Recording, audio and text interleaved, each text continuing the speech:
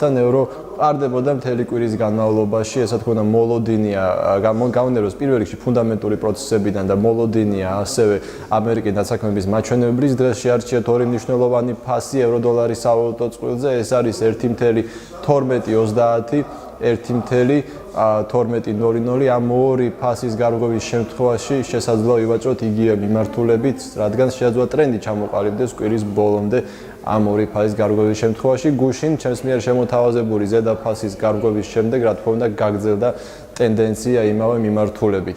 ფუნდამენტურად დღეს ასევე ძალიან საინტერესო დღეა, ჩვენს გახდება ცნობილი ამერიკის დასაქმების მაჩვენებლის წინასწარი მონაცემი, დაზუსტებული მონაცემი იქნება პარასკევს, მაგრამ ეს მონაცემი გარკვეულ განწყობას შექმნის დოლარის მიმართ და გარკვეული პროგნოზის საშუალებას მოგცემს იმისა, თუ გაიზარდა თუ არა დასაქმება ამერიკაში ბოლო ერთი თვის განმავლობაში.